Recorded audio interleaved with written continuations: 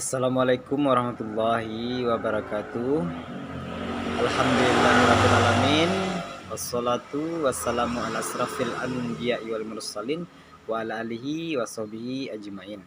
Pertama dan utama sekali, marilah kita ucapkan puji syukur kehadirat Allah yang telah melimpahkan rahmat serta karunia kita sehingga kita dapat berkumpul pada pertemuan pada hari ini dengan mengucapkan alhamdulillahirrabbilalamin.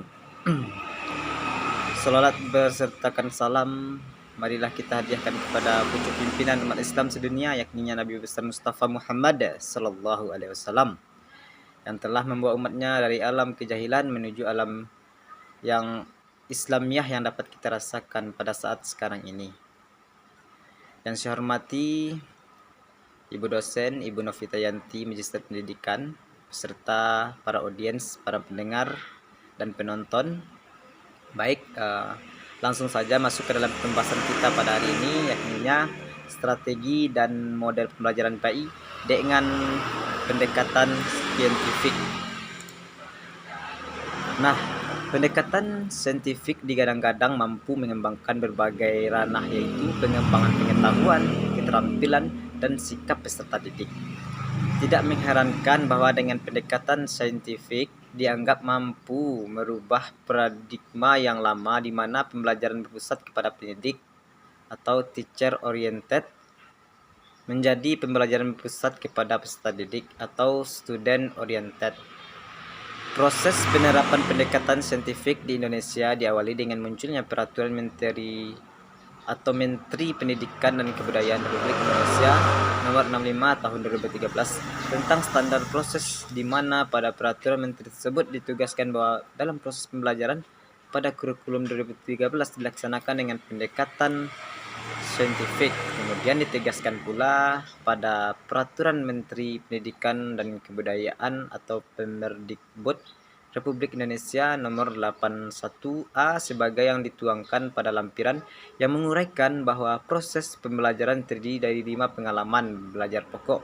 Yang pertama, mengamati; yang kedua, menanyakan; yang ketiga, mengumpulkan informasi atau eksperimen; yang keempat, mengasosiasikan atau mengolah informasi dan serta mengkomunikasikannya. Baik. Pelaksanaan pembelajaran PAI dengan menggunakan pendekatan saintifik memiliki kriteria sebagai berikut. Yang pertama, materi pembelajaran disesuaikan dengan fenomena dan fakta yang dapat dijelaskan secara logika atau penalaran tertentu, bukan berdasarkan perkiraan belaka. Yang kedua, mendorong dan menginspirasi peserta didik untuk dapat berpikir kritis, analitis, dan tetap dalam mengembangkan pembelajaran mulai dari identifikasi, pemahaman, pemecahan masalah yang diaplikasikan dalam pembelajaran PAI. Ketiga, mendorong dan menginspirasi peserta didik agar mampu berpikir hipotetik dalam mencermati berbagai persamaan dan perbedaan antara yang satu dengan yang lainnya dalam pembelajaran PAI. Keempat, mendorong dan menginspirasi peserta didik untuk mampu memahami, mengembangkan, dan menerapkan pola pikir yang objektif dan rasional dalam merespons materi pembelajaran PAI. Yang kelima, pembelajaran harus berbasis pada konsep, teori, dan fakta empiris yang dapat dipertanggungjawabkan. Yang keenam, merumuskan tujuan pembelajaran secara sederhana dan jelas yang dikemas secara menarik dalam pelaksanaannya.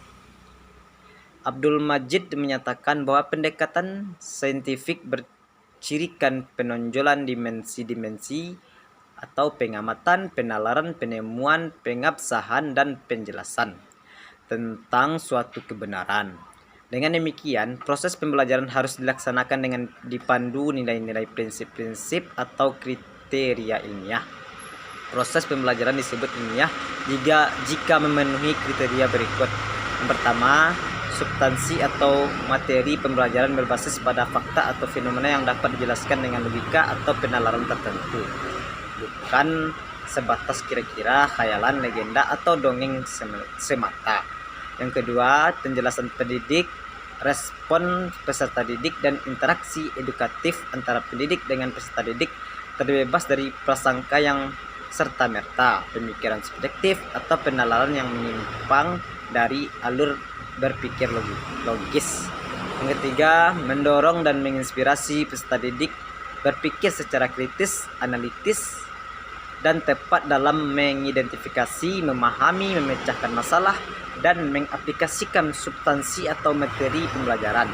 Yang keempat, mendorong dan menginspirasi peserta didik mampu berpikir hipotetik dalam melihat perbedaan, kesamaan, dan tautan satu sama lain dari substansi atau materi pembelajaran. Yang kelima, mendorong dan menginspirasi peserta didik mampu memahami, menerapkan, dan mengembangkan pola pikir yang rasional dan objektif dalam merespon substansi atau materi pembelajaran.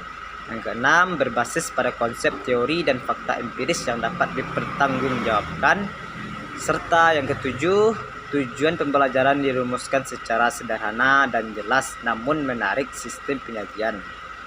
Jadi dapat disimpulkan berdasarkan hasil penelitian sebagaimana yang telah dijelaskan di atas, peneliti menguraikan pembahasan tentang penerapan pendekatan saintifik pembelajaran PAI di 3 sekolah, yakni SDIT Al-Fityan, Bunaya, dan Aniza Medan.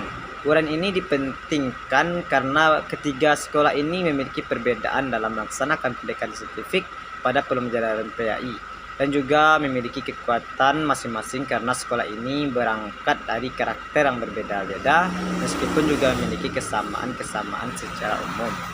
Mungkin itu yang dapat saya sampaikan dan saya kemukakan. Apabila ada kata atau ucapan yang salah, saya mohon maaf yang sebesar-besarnya. Wabillahi taufik wal hidayah. Wassalamualaikum warahmatullahi wabarakatuh.